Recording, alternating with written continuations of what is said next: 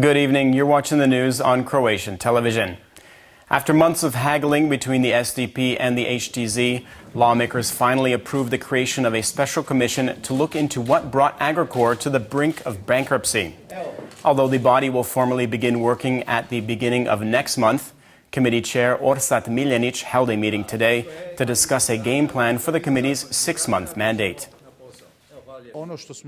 We have confirmed that our first official session will be on November 3rd, at which time our first witness will be Ivica Todorić. Let me use this opportunity now to publicly invite Mr. Todorić to join us.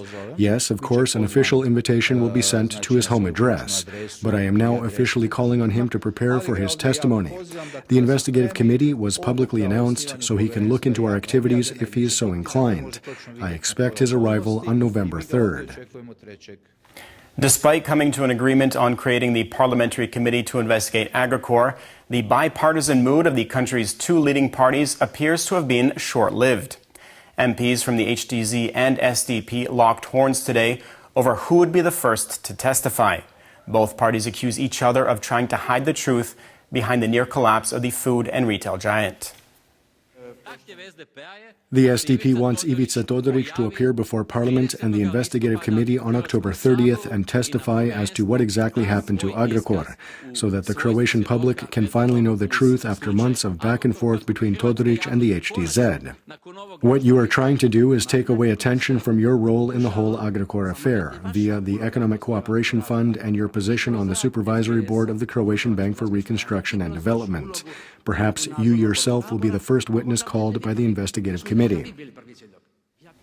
Meanwhile, Agrokor's embattled owner Ivica Todorić says the consolidated audit report is full of errors and was drafted to be intentionally misleading.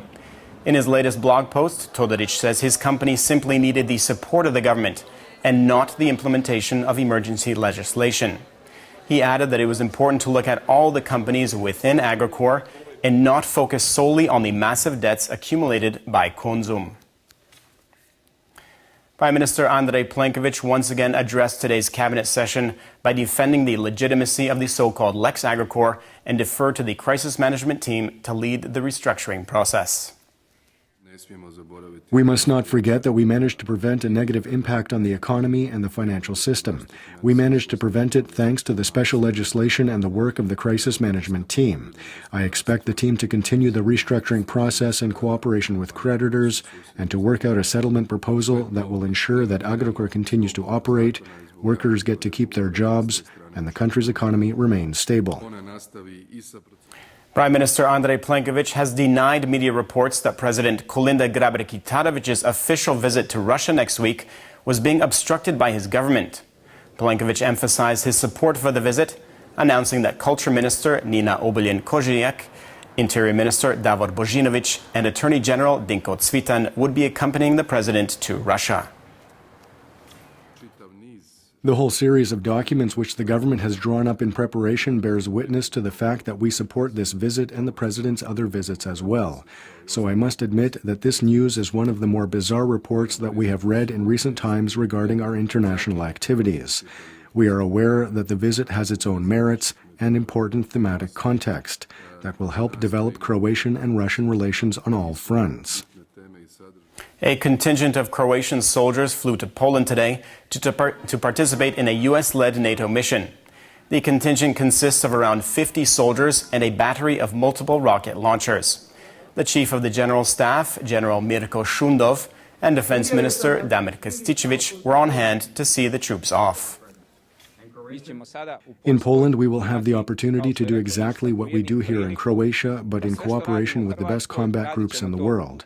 Our key partners in defense and security, the United States, will be there, as well as other allies such as the United Kingdom, Romania, and our Polish hosts.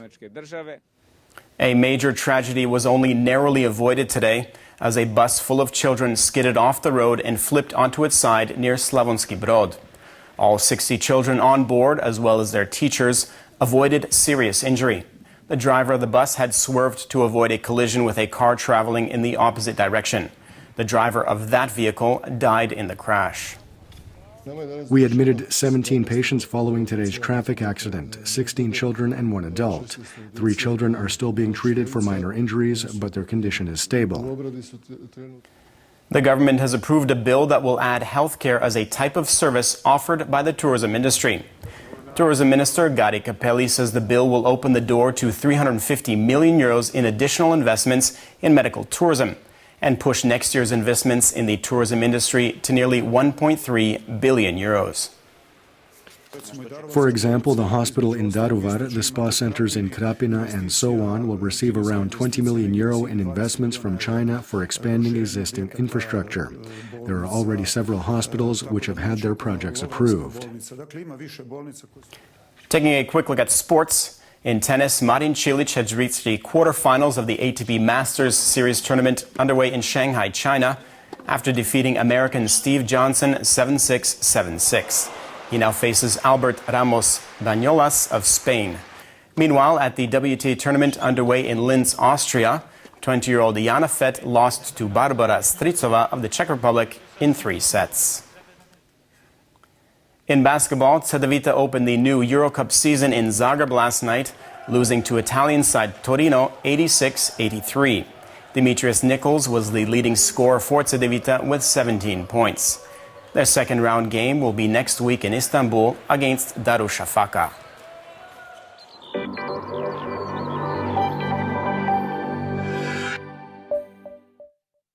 Tomorrow's weather forecast calls for mostly sunny skies on the coast and partly sunny in the interior, with lingering fog expected to last throughout the first half of the day.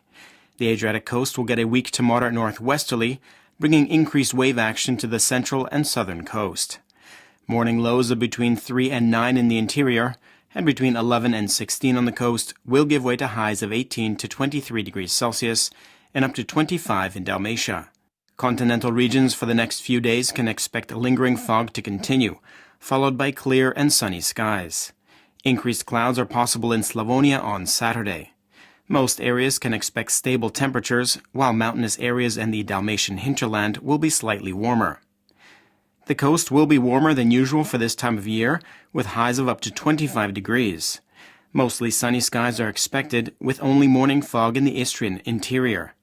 A weak to moderate northwesterly will prevail, with a northeasterly expected on Saturday and Sunday morning.